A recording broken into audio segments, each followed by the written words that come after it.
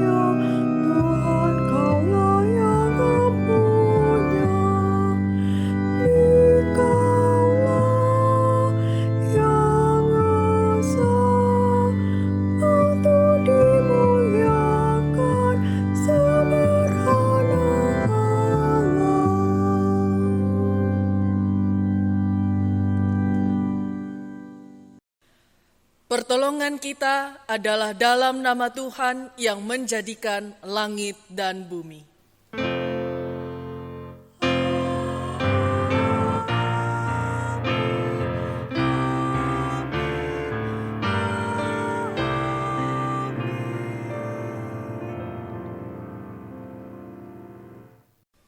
Terimalah salam, Tuhan beserta saudara. Dan beserta saudara juga. Silahkan duduk. Saudara yang terkasih, pada minggu ini firman Tuhan yang membuka kebaktian kita terambil dari Wahyu pasal 3 ayat 7-8 begini bunyinya. Dan tuliskanlah kepada malaikat jemaat di Philadelphia, inilah firman dari yang kudus yang benar yang memegang kunci Daud. Apabila ia membuka, tidak ada yang dapat menutup. Apabila ia menutup, tidak ada yang dapat membuka. Aku tahu segala pekerjaanmu. Lihatlah, aku telah membuka pintu bagimu yang tidak dapat ditutup oleh seorang pun. Aku tahu bahwa kekuatanmu tidak seberapa, namun engkau menuruti firmanku dan engkau tidak menyangkal namaku. Mari kita mengaku dosa kita tunduk di dalam doa. Ya Bapa, kami mengaku bahwa kekuatan kami tidak seberapa. Tetapi kami mengaku juga bahwa sering kali kami kecewa pada diri kami. Kami menyalahkan diri kami karena ternyata kami tidak terlalu kuat menghadapi pergumulan, beban, persoalan yang datang dalam hidup kami. Dan kami percaya Tuhan, ini semua karena kami tidak bersandar atau kurang percaya kepada Tuhan. Karena itu kami memohon ampun untuk semua hal-hal yang kami hadapi dengan kekuatan kami, atau dengan semua yang kami sesali karena kelemahan dan keterbatasan kami, dan kami lupa untuk melihat Tuhan, memandang kepada Tuhan yang empunya kekuatan, yang empunya kunci untuk semua jawaban pergumulan kami. Ya Bapa, kami juga mohon ampun, karena sebenarnya kami lebih banyak menuruti kehendak kami bukan menuruti firman-Mu, bukan menuruti kehendak-Mu. Dan ketika kami akhirnya terjebak dalam masalah karena kehendak kami yang salah itu, kemudian kami juga malah menyalahkan Tuhan. Kami merasa seolah-olah Tuhan tidak peduli kepada kami, padahal sebenarnya kamilah yang memulai untuk bersandar pada diri kami sendiri. Ya Bapa, ada banyak hal juga yang terjadi dalam hidup kami, dan kami teruji, terbukti betapa kami lemah, betapa kami masih sangat egois, betapa kami masih sangat jauh dari hidup yang dipimpin oleh Roh-Mu. Kami mohon Tuhan, kasihanilah kami, ampunilah dosa kami. Dalam kasih sayang-Mu yang begitu besar, lebih besar daripada kesalahan kami berdoa. Amin. Saudara, kepada kita yang telah mengaku dosa, dinyatakan berita anugerah. Marilah kita berdiri dan mendengarkan firman Tuhan dari 2 Korintus pasal 2 ayat 14 begini bunyinya. Tetapi syukur bagi Allah yang dalam Kristus selalu membawa kami di jalan kemenangannya. Dengan perantaran kami, Ia menyebarkan keharuman pengenalan akan Dia di mana-mana. Demikianlah berita anugerah dari Tuhan. Syukur kepada Allah.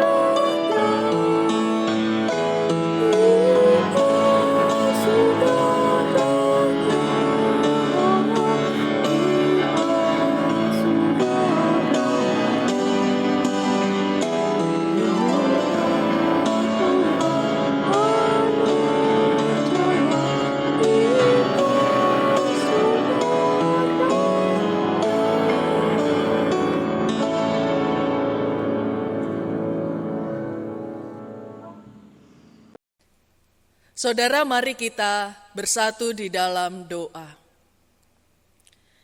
Ya Bapa, kami yang menundukkan diri di hadapan-Mu untuk mendengarkan sabda-Mu pada hari ini, kuasai dan pimpinlah kami dengan Roh-Mu yang kudus, agar kami bisa mendengarkan dengan sungguh, bersedia untuk dibentuk dan berubah, dan juga melakukan semua firman ini di dalam hidup kami.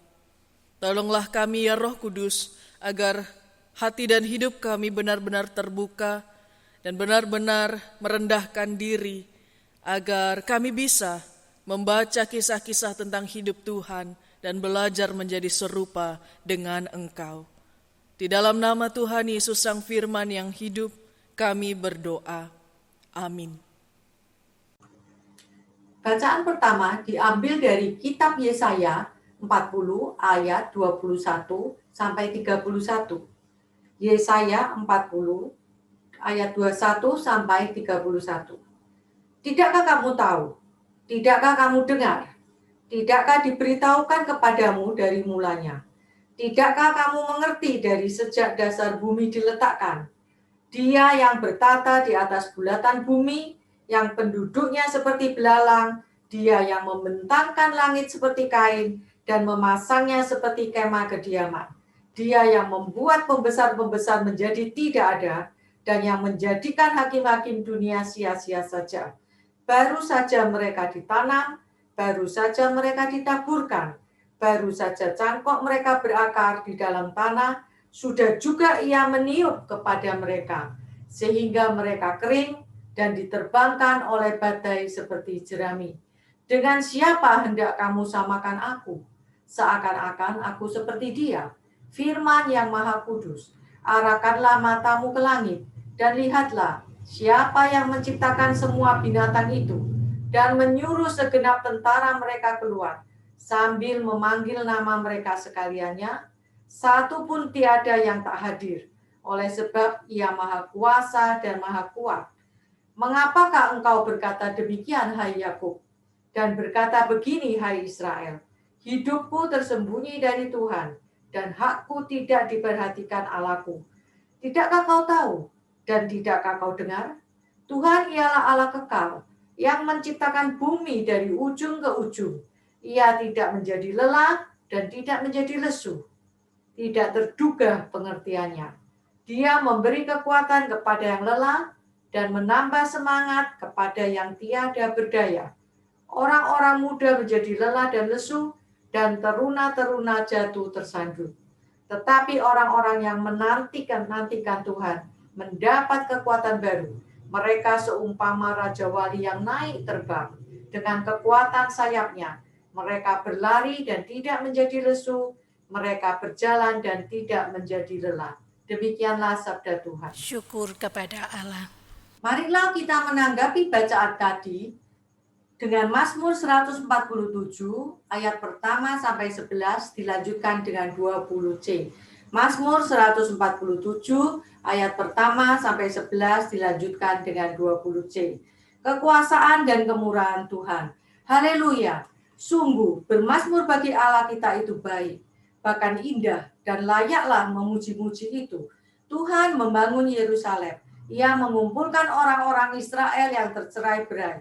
Ia menyembuhkan orang-orang yang patah hati dan membalut luka-luka mereka. Ia menentukan jumlah bintang-bintang dan menyebut nama-nama semuanya. Besarlah Tuhan kita dan berlimpah kekuatan. Kebijaksanaannya tak terhingga. Tuhan menegakkan kembali orang-orang yang tertindas, tetapi merendahkan orang-orang fasik sampai ke bumi. Bernyanyilah bagi Tuhan dengan nyanyian syukur. Bermazmurlah bagi Allah kita dengan kecapi. Dia yang menutupi langit dengan awan-awan, yang menyediakan hujan bagi bumi, yang membuat gunung-gunung menumbuhkan rumput. Dia yang memberi makanan kepada hewan, kepada anak-anak burung gagak yang memanggil-manggil. Ia tidak suka kepada gegagahan kuda. Ia tidak senang kepada kaki laki-laki. Tuhan senang kepada orang-orang yang takut akan Dia, kepada orang-orang yang berharap akan kasih setianya. Haleluya. Bacaan kedua diambil dari 1 Korintus 9 ayat 16 sampai 23. 1 Korintus 9 ayat 16 sampai 23. Karena jika aku memberitakan Injil, aku tidak mempunyai alasan untuk memegahkan diri. Sebab itu adalah keharusan bagiku. Celakalah aku jika aku tidak memberitakan Injil.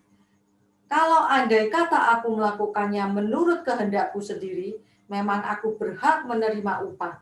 Tetapi karena aku melakukannya bukan menurut kehendakku sendiri, pemberitaan itu adalah tugas penyelenggaraan yang ditanggungkan kepadaku. Kalau demikian, apakah upahku? Upahku ialah ini, bahwa aku boleh memberitakan Injil tanpa upah, dan bahwa aku tidak mempergunakan hakku sebagai pemberita Injil. Sungguh pun aku bebas terhadap semua orang, aku menjadikan diriku hamba dari semua orang, supaya aku boleh memenangkan sebanyak mungkin orang. Demikianlah bagi orang Yahudi, aku menjadi seperti orang Yahudi, supaya aku memenangkan orang-orang Yahudi. Bagi orang-orang yang hidup di bawah hukum Taurat, aku menjadi seperti orang yang hidup di bawah hukum Taurat, sekalipun aku sendiri tidak hidup di bawah hukum Taurat, supaya aku dapat memenangkan mereka yang hidup di bawah hukum Taurat.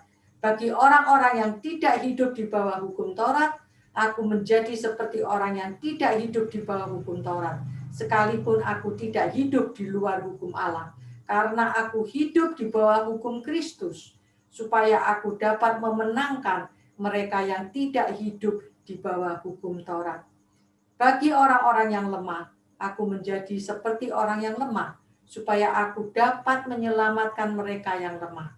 Bagi semua orang, aku telah menjadi segala-galanya, supaya aku sedapat mungkin memenangkan beberapa orang dari antara mereka. Segala sesuatu ini aku lakukan karena Injil, supaya aku mendapat bagian dalamnya. Demikianlah sabda Syukur Tuhan. kepada Allah. Saudara, Injil Tuhan Yesus Kristus yang kita baca pada minggu ini terambil dari Markus pasal 1 ayat 29 sampai 39, begini bunyinya. Sekeluarnya dari rumah ibadat itu, Yesus dengan Yakobus dan Yohanes pergi ke rumah Simon dan Andreas. Ibu mertua Simon terbaring karena sakit demam. Mereka segera memberitahukan keadaannya kepada Yesus. Ia pergi ke tempat perempuan itu dan sambil memegang tangannya ia membangunkan dia, lalu lenyaplah demamnya. Kemudian perempuan itu melayani mereka. Menjelang malam sesudah matahari terbenam, dibawalah kepada Yesus semua orang yang menderita sakit dan yang kerasukan setan. Maka berkerumunlah seluruh penduduk kota itu di depan pintu. Ia menyembuhkan banyak orang yang menderita bermacam-macam penyakit dan mengusir banyak setan. Ia tidak memperbolehkan setan-setan itu berbicara, sebab mereka mengenal dia. Pagi-pagi benar waktu hari masih gelap, ia bangun dan pergi keluar. Ia pergi ke tempat yang sunyi dan berdoa di sana. Tetapi Simon dan kawan-kawannya menyusul dia. Waktu menemukan dia, mereka berkata, "Semua orang mencari engkau." Jawabnya, "Marilah kita pergi ke tempat lain, ke kota-kota yang berdekatan, supaya di sana juga aku memberitakan Injil, karena untuk itu aku telah datang." Lalu pergilah ia ke seluruh Galilea dan memberitakan Injil dalam rumah-rumah ibadat mereka dan mengusir setan-setan. Saudara yang terkasih, demikianlah Injil Tuhan kita Yesus Kristus. Berbahagialah mereka yang mendengarkan firman Allah dan yang memeliharanya dalam hidup sehari-hari. Haleluya.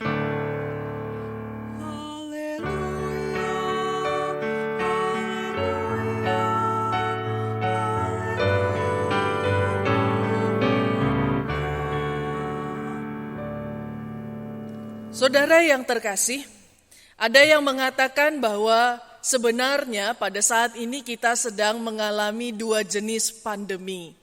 Satu tentu pandemi COVID-19, tapi yang kedua adalah pandemi informasi. Ada banyak berita yang di-share, dikirimkan, disebarkan, di-broadcast, dan berita itu berita palsu yang menyesatkan, menaburkan ketakutan dan prasangka satu sama lain. Ada berita tentang vaksin yang cukup viral, tentang vaksin yang mengandung microchip yang dibuat katanya oleh antikristus.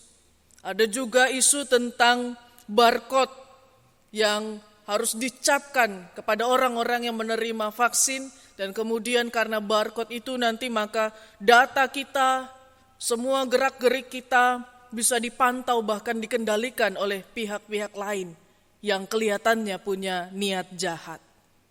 Nah saudara, isu microchip ini dan yang serupa dengan itu laku dan mulai muncul pada zaman orang masih berkomunikasi dengan surat.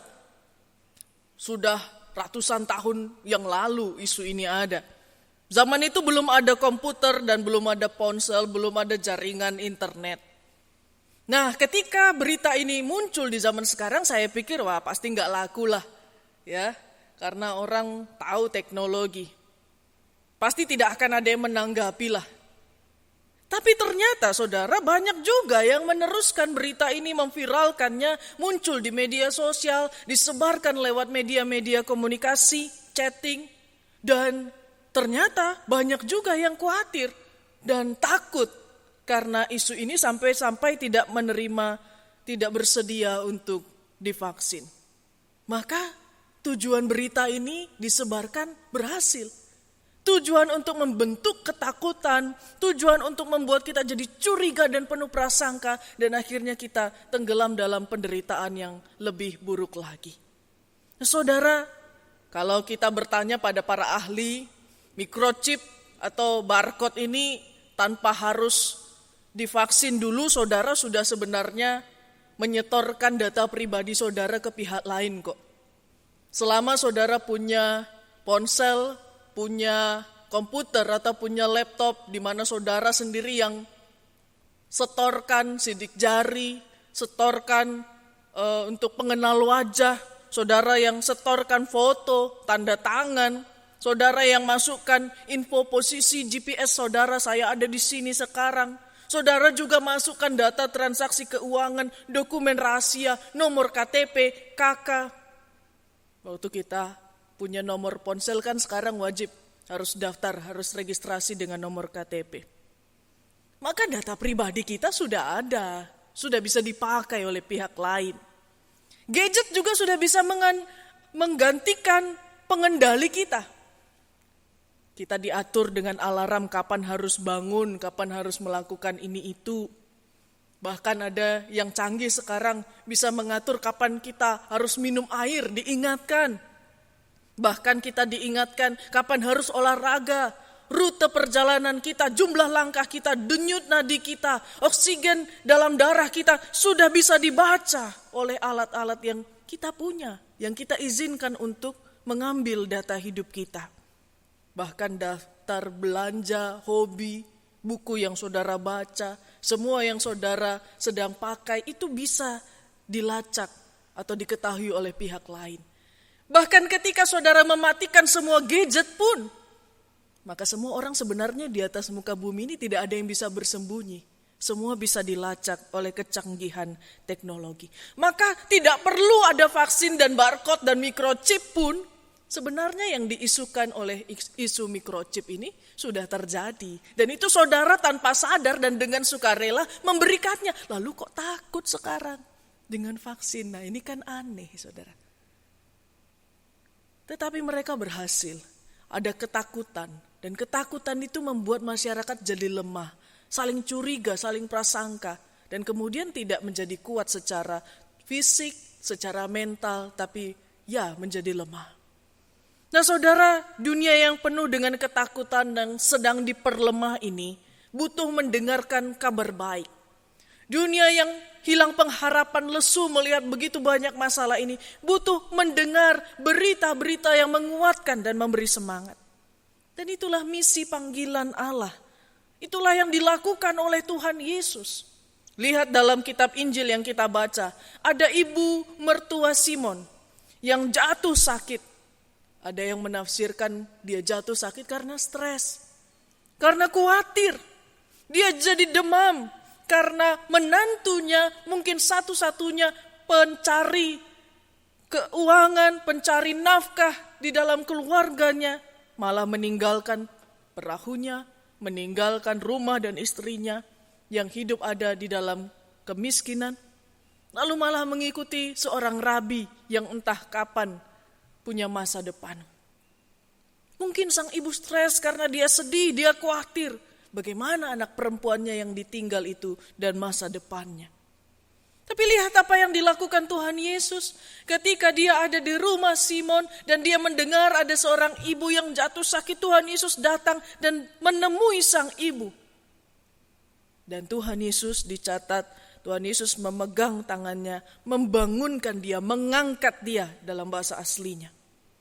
Perhatikan Tuhan Yesus tidak mengucapkan kata-kata, tidak ada firman yang keluar, tidak ada ritual mantra, juga tidak ada teguran, nasihat, penghakiman kok kamu malah khawatir, tidak. Tuhan Yesus tanpa kata-kata, Tuhan Yesus hanya hadir. dia memegang, dia mengangkat, dia memberi semangat, dia memberi jamahan cinta kasih untuk menunjukkan bahwa Allah hadir loh. Allah tidak melupakanmu. Allah bukan merampas menantumu yang menjadi penopang hidup keluargamu. Allah peduli kok pada kesusahan. Allah peduli pada apa yang sedang digumulkan. Dan saudara, ternyata dengan tindakan yang sederhana itu, Tuhan menunjukkan kasih dan empati yang sungguh dalam. Dan lenyaplah secara ajaib demam sang ibu mertua.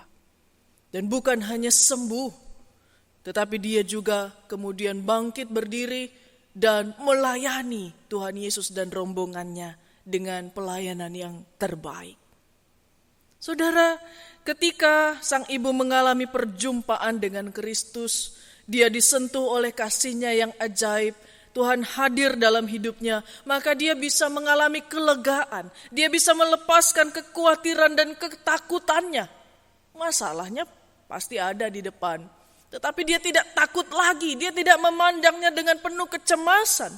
Dia malah jadi berbeda, menjadi bersemangat. Dia menjadikan dirinya sebagai pelayan yang mensupport misi Tuhan Yesus. Dan dia sendiri melayani untuk membuktikan, untuk menyaksikan bahwa dia sudah mengalami keajaiban. Dia sudah menerima anugerah kesembuhan dari Kristus. Dia melayani, dia bersaksi. Dan ini bukan diminta loh oleh Tuhan Yesus. Dia melakukannya sebagai respon, sebagai syukur, dan penuh dengan mentalitas yang sukarela, ikhlas, dengan semangat penuh, berinisiatif untuk melakukan yang terbaik bagi Tuhan, bagi misi Allah. Dan itu juga yang dialami Paulus dalam bacaan kita, saudara. Dia sampai berkata, aku mendapat upah dan upahku itu adalah boleh memberitakan Injil tanpa upah. Bahkan dia sampai berkata, celakalah aku jika aku tidak memberitakan Injil. Celakalah artinya betapa susahnya, betapa sedihnya, betapa malangnya. Dan saya yang kasihan kalau saya tidak memberitakan Injil. Itulah yang dimaksud oleh Paulus. Aneh bukan? Sebenarnya bisa saja Paulus mengatakan tantangan dalam pelayananlah yang cilaka. Yang celaka itu ketika dia memberitakan Injil malah ada begitu banyak pergumulan, ada begitu banyak persoalan. Tapi ketika dia dihajar, ketika dia dianiaya, diancam, dipenjara, dia gak ngomong bahwa itu celaka, bukan. Justru yang celaka baginya adalah kalau dia berhenti atau kalau dia tidak memberitakan Injil, itu yang celaka. Bahkan kalau dia sampai harus menanggalkan, menyangkal diri, mengosongkan diri, dan menanggalkan identitas yang dulu sangat dibangga-banggakannya. Kok Yahudi, kok orang Yahudi, dia jadi orang Yahudi, ke orang Yunani, dia menjadi orang Yunani. Itu sesuatu yang memalukan. Tetapi ketika dia bisa menanggalkan identitasnya, itu bukan celaka baginya. Itu bukan kemalangan baginya. Itu bukan kerugian baginya. Dia bisa menyangkal, mengosongkan diri, mencocokkan diri dengan orang lain supaya orang lain dimenangkan dalam Kristus, supaya Injil bisa diberitakan kepada mereka. Paulus ketika menjadi nobody dalam panggilannya, itu bukan celaka. Justru bagi dia itulah upahnya bisa memberitakan Injil. Paulus bisa melepaskan semua itu menjadi bukan siapa-siapa, nobody. Demi banyak orang dimenangkan dan dia juga melakukannya dengan sukarela. Nah, saudara, salah satu modal yang diperlukan untuk memberitakan kabar baik kepada dunia ini adalah sikap, ada mental untuk sukarela. Belajar dari firman Tuhan hari ini supaya kita bisa punya sikap yang sukarela, kita harus melepaskan ego kita, kepentingan kita demi kepentingan orang lain dan demi keselamatan orang lain. Lihat, mengapa sang ibu mertua mau merelakan menantunya untuk menjala manusia, tidak lagi menjala ikan. Bahkan, mengapa sang ibu mertua bisa berbalik dari sedih kemudian bahkan mendukung dan turut juga melayani. Mengapa Paulus mau merelakan kenyamanan hidupnya dan bersusah payah mengabarkan Injil? Karena mereka sudah selesai dengan dirinya. Mereka tidak lagi fokus mementingkan diri sendiri. Karena mereka sudah mengalami, sudah menyadari, sudah mengimani bahwa Tuhan itu peduli kok. Tuhan itu selalu baik dan kebaikannya selalu tersedia dalam semua kondisi dan situasi. Ini yang disaksikan dalam bacaan Mazmur kita. Tuhan, sang pemilik semesta ini, bisa memberikan semangat kepada yang lesu, bisa memberikan kekuatan kepada yang lemah, dan menyertai senantiasa. Karena itu mereka tidak lagi berpikir hal-hal yang menakutkan dan mengkhawatirkan. Mereka hanya fokus melayani Tuhan. Ketakutan, kekhawatiran mereka, masalah mereka letakkan, itu di bagian Tuhan, itu di tangan Tuhan. Di tangan mereka hanya ada tugas untuk mengabarkan kabar baik. Jadi saudara yang terkasih, kita membaca bahwa dibutuhkan sikap yang sukarela untuk bisa membawa kabar baik itu. Dan kita juga sebenarnya diingatkan dalam firman hari ini, hati-hati. Walaupun apa yang kita lakukan tampaknya memberitakan kabar baik, kita lakukan tampaknya demi orang lain, kadang, kalau mau jujur, seringkali sebenarnya itu dilakukan untuk diri sendiri, bukan?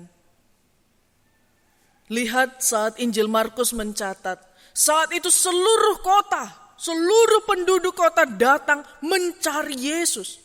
Bahkan subuh-subuh, pagi-pagi buta mereka sudah datang ke rumah Simon.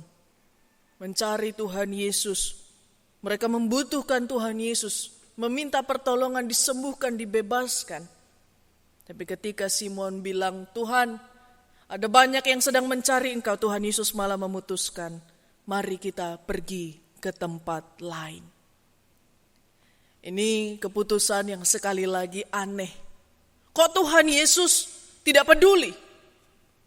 Tunggu dulu saudara. Ini keputusan yang memang kalau dari sudut pandang kita manusia dianggap cuek, tidak peduli, atau ada pandangan negatif lain. Tapi sebenarnya Tuhan Yesus sedang menghindari, kalau dalam konteks kita dikenal dengan istilah star syndrome atau sindrom selebriti. Ketika ada seorang yang mulai dicari, mulai dibutuhkan, mulai dipuja-puji oleh orang lain, ada orang-orang yang merasa menikmati hal itu. Dia terlena, oh saya jadi populer, saya jadi tenar, saya menjadi orang penting yang dibutuhkan. Saya bahkan didewa-dewakan, dipuja sana sini. Tuhan Yesus bisa tinggal di tempat itu.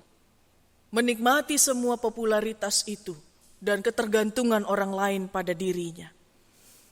Ada alasan kan? Oh, di sini banyak pekerjaan, di sini banyak tugas, di sini banyak orang yang butuh untuk ditolong dan disembuhkan.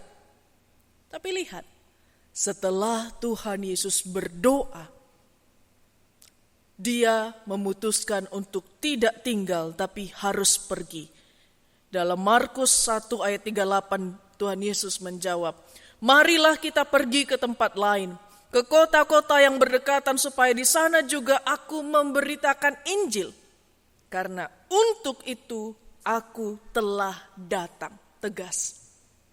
Tuhan Yesus punya satu tujuan yang jelas, memberitakan Injil kepada sebanyak-banyaknya. Karena untuk itu Tuhan datang. Memang Tuhan Yesus tabib, tapi pekerjaannya bukan soal menyembuhkan saja. Tuhan Yesus tidak tinggal di Galilea karena dia tahu dia harus pergi supaya makin banyak orang menerima kabar baik tentang Allah yang mengasihi dan menyelamatkan semua umat manusia. Saudara, dalam dunia ini ada banyak kebutuhan ya.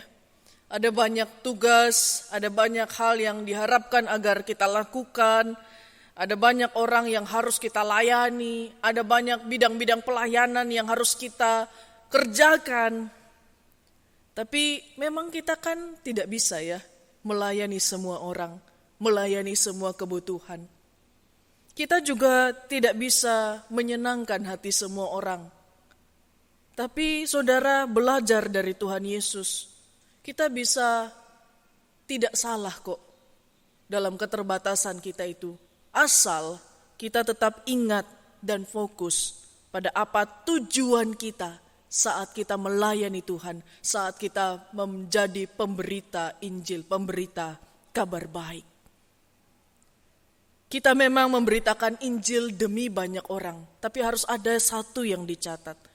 Demi banyak orang, tapi yang kita layani ingat, bukan banyak orang, tapi Allah hanya satu saja. Kita bisa tidak mampu mengerjakan kehendak semua orang. Tapi satu kewajiban kita harus bersedia dan harus fokus mengerjakan kehendak Allah.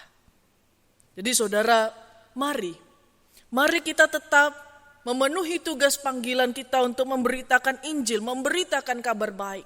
Dan itu bukan hanya soal khotbah, tapi dengan hidup kita, dengan perbuatan kita, dengan semua hari-hari kita, jadilah pemberita kabar baik. Supaya ketika orang mendengar ucapan kita, melihat perbuatan kita, mendengar kisah hidup kita, mereka mendengar tentang kebaikan Tuhan, tentang kasih Tuhan, tentang janji keselamatan yang diberikan Tuhan. Dan sekali lagi, beritakanlah itu dengan sukarela. Tuhan Sang Empunya Semesta sudah menganugerahkan sangat banyak. Kabar baik itu sudah diberikan kepada kita, sudah kita alami dan kita nikmati. Kini kita tinggal meneruskannya kepada semua orang. Ada banyak orang di sekitar kita yang sedang lesu, yang lemah, yang ketakutan. Saya tahu ada beberapa orang ketika saya mencoba untuk menelpon sangat sulit dihubungi. Kenapa? Dia mengatakan, Bu Pendeta, maaf, bukan saya sok sibuk. Saya mematikan ponsel saya karena sudah terlalu banyak saya dapat kiriman-kiriman yang menakutkan dan mengerikan. Dia berhenti menonton televisi, dia berhenti melihat semua media. Karena justru hidupnya menerima banyak share-share itu menjadi tidak damai sejahtera. Saudara, ada banyak orang yang butuh kekuatan, ada banyak orang yang butuh mendengarkan kabar sukacita di tengah begitu gelapnya pandemi ini. Jangan sampai ketakutan akan resiko dan bahaya, jangan sampai jebakan puja-puji menghentikan kita untuk terus bergerak, untuk terus berjalan melangkah memberitakan Injil. Ingat, stop pandemi informasi palsu ini. Kalau enggak yakin, tolong jangan disebarkan. Kita enggak ngerti orang yang menerimanya ini sedang lesu, lemah, tambah jatuh lagi atau tambah semangat. Kadang-kadang informasi yang diperlukan tetapi belum tentu dibutuhkan. Periksa, mari setelah kebaktian ini saudara, periksa, lihat kembali ponsel saudara itu. Apa saja yang sudah saudara share, yang sudah saudara kirim, yang sudah saudara posting di media percakapan, di media sosial. Cek, apakah itu kabar baik? Apakah kita ini pemberita kabar baik? Atau isinya justru berita-berita yang dosa? Yang bikin emosi, yang bikin takut. Apakah kita juga harus ngecek, apakah kita menyebarkan itu, mengirimkan itu, memberitakan itu benar-benar demi orang lain, demi kebaikan orang lain, dan bertujuan untuk melayani Allah? Atau jangan-jangan apa yang tampak baik, apa yang tampak sangat rohani, sangat alkitabiah, sebenarnya itu dilakukan dengan pamrih, melayani diri, bukan dengan sukarela untuk Allah. Setelah kebaktian ini juga saudara, tolong kalau saudara ada di rumah bersama dengan keluarga, duduk sebentar. Setelah kebaktian jangan langsung pergi kemana-mana dulu, sebentar saja duduk. Ajak ngobrol pasangan saudara, anak, orang tua, saudara. Lalu kalau di tempat yang jauh, tolong telepon mereka dan tanyakan, adakah mereka sedang cemas? Adakah mereka sedang takut dalam hidup mereka di masa ini? Tolong dengarkan, jangan hakimi. Seperti Tuhan Yesus, jangan katakan yang penghakiman, bahwa kekhawatiran dan ketakutan mereka itu tanda kurangnya iman. Tolong jangan komentari begitu. Dengarkan. Dan kalau bisa pahami, mengerti, peduli. Seperti Tuhan Yesus yang sedang bertemu dengan sang ibu, dia tidak bereaksi hal-hal yang malah membuat ibu itu semakin tertutup. Tapi dengan kasih, dengan jamahan Tuhan, dengan topangan, dengan tangan yang dipegang, Tuhan Yesus sedang menguatkan. Tanpa kata, Tuhan Yesus bisa membangkitkan kembali semangat sang ibu itu untuk menghadapi pergumulannya. Peganglah tangan anggota keluarga saudara, dan kalau bisa tutuplah dalam doa. Saudara mungkin tidak bisa memberi jalan keluar terhadap masalahnya, apa yang ditakutkan, dicemaskannya, tapi saudara bisa berdoa baginya. Dan ada juga baiknya kalau setelah kebaktian ini saudara napak tilas, nostalgia, mengingat kembali, menceritakan ulang kisah-kisah kebaikan Tuhan, kisah-kisah pengalaman pertolongan Tuhan yang ajaib dalam hidup saudara kepada keluarga atau kepada siapa yang ada saat ini di dekat saudara. Saat itulah sebenarnya saudara sedang menjadi pemberita kabar baik. Saat itulah sebenarnya saudara sedang menjadi Injil yang terbuka. Mungkin saudara tidak bisa membacakan Alkitab. Mungkin saudara tidak bisa menafsirkan dan mengkhotbahkan tentang Injil. Tapi pengalaman hidup, relasi yang nyata dengan Allah, itu adalah Injil terbuka yang juga menjadi kabar baik. Dan kalau diceritakan, kalau dibagikan, maka itu akan menjadi kekuatan dan pengharapan bagi mereka yang mendengarnya. Maka siapapun kita pasti bisa memberitakan kabar baik itu. Lakukanlah tugas kita dengan sukarela, dengan semangat, dengan sukacita yang berasal dari Allah. Amin. Saat hening bagi kita.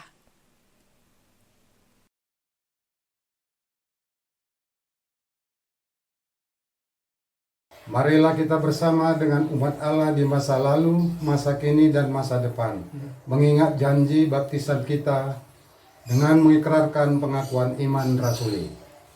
Aku percaya kepada Allah, Bapa yang Maha Kuasa, Khalik langit dan bumi, dan kepada Yesus Kristus, anaknya yang tunggal Tuhan kita, yang dikandung dari Roh Kudus, lahir dari anak darah Maria, yang menderita sengsara di bawah pemerintahan Pontius Pilatus, disalibkan, mati dan dikuburkan, turun ke dalam kerajaan maut, pada hari yang ketiga bangkit pula dari antara orang mati, naik ke surga, duduk di sebelah kanan Allah, Bapa yang Maha Kuasa, dan dari sana ia akan datang untuk menghakimi orang yang hidup dan yang mati.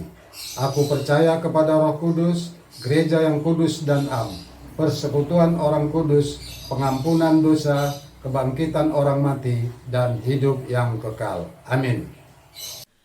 Saudara, mari kita menaikkan doa syafaat kita. Kita berdoa. Bapa, kami terus berdoa untuk semua umat-Mu, manusia yang ada di atas muka bumi ini, yang terus berseru di dalam kepayahan, kesusahan, di dalam pergumulan karena hidup kami betul-betul berubah karena pandemi ini. Kami yang sakit tidak lagi merasa aman untuk pergi berobat. Kami yang ada di dalam kebutuhan untuk ditangani secara medis, kami penuh dengan kekhawatiran akan melangkahkan kaki mencari pengobatan. Tuhan, tolonglah, Engkau berikan jalan kepada saudara-saudara kami ini. Kami juga mengingat saudara-saudara kami yang masih bergumul karena kehilangan pekerjaan, karena penurunan pendapatan, atau karena usaha yang betul-betul morat-marit karena pandemi ini. Tuhan, kasihanilah kami, cukupkanlah semua kebutuhan kami. Biarlah dalam kekurangan ini Tuhan melimpahkan keajaiban yang tak habis-habis kami syukuri dalam kehidupan kami.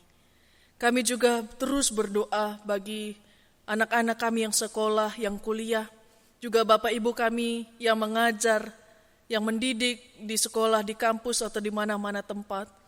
tidak mudah untuk menyesuaikan diri dalam proses pendidikan online ini Tuhan, tapi kami percaya Engkau pun juga menolong, Engkau menopang.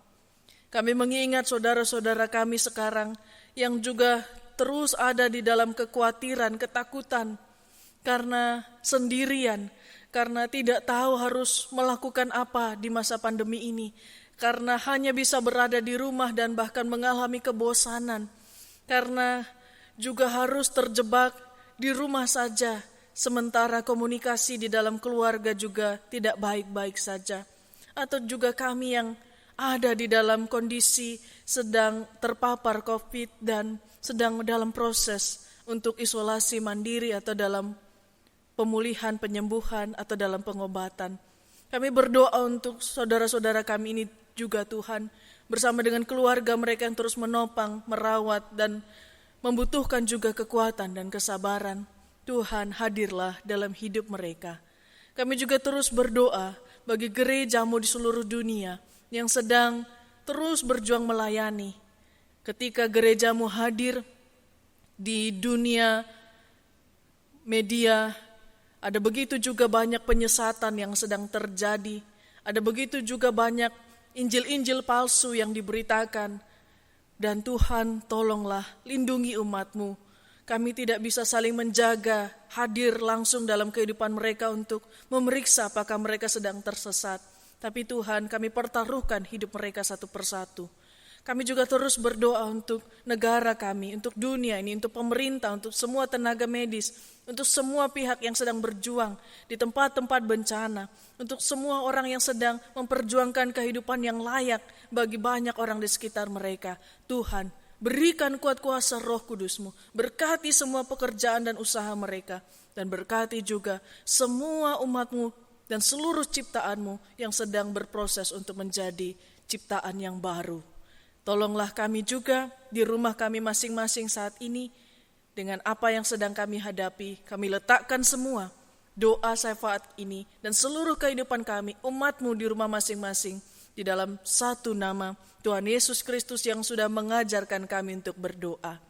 Bapa kami yang di sorga, dikuduskanlah nama-Mu, datanglah kerajaan-Mu, jadilah kehendak-Mu di bumi seperti di sorga. Berikanlah kami pada hari ini makanan kami yang secukupnya, dan ampunilah kami akan kesalahan kami, seperti kami juga mengampuni orang yang bersalah kepada kami. Dan janganlah membawa kami ke dalam pencobaan, tetapi lepaskanlah kami daripada yang jahat, karena Engkaulah yang mempunyai kerajaan dan kuasa dan kemuliaan sampai selama-lamanya. Amin. Saudara, saat ini kita akan membawa persembahan syukur kita kepada Tuhan. Sebagai nas persembahan diambil dari Mazmur 50 ayat 14. Firman Tuhan demikian.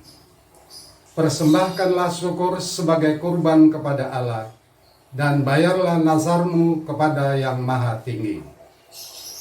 Saudara dapat mentransfer persembahan saudara melalui nomor rekening BCA atas nama GKI Merisi Indah, sebagaimana yang tertulis di dalam warta GKI Merisi Indah.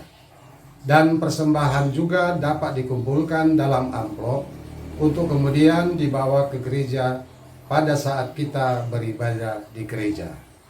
Marilah kita awali pelayanan persembahan ini dengan menyanyikan pujian dari NKB 17 bait 3. Agunglah kasih Allahku.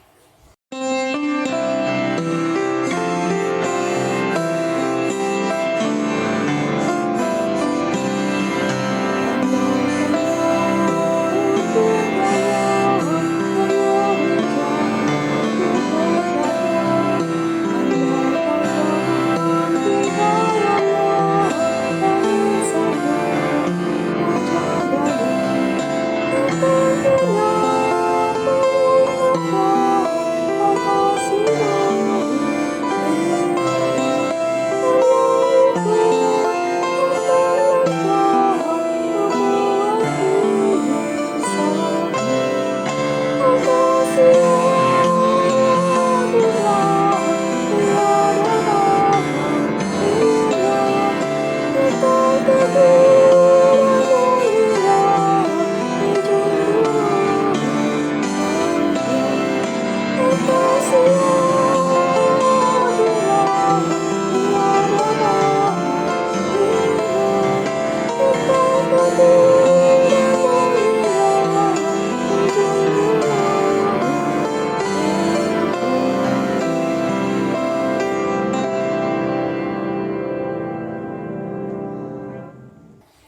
marilah kita bawa persembahan kita di dalam doa.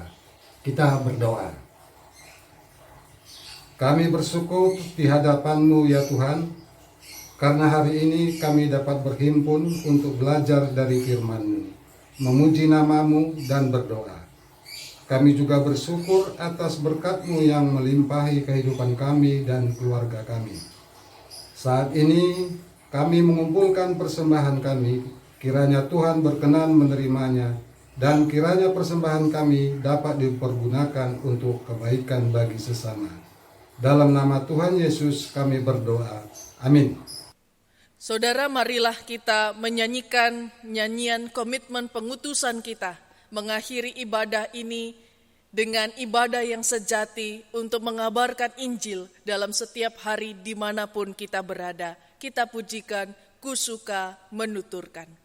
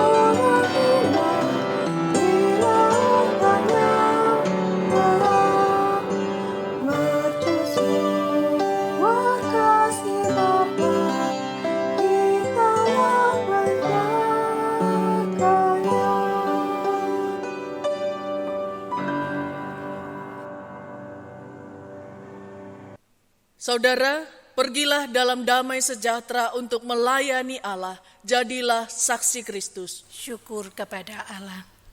Terimalah berkat Tuhan.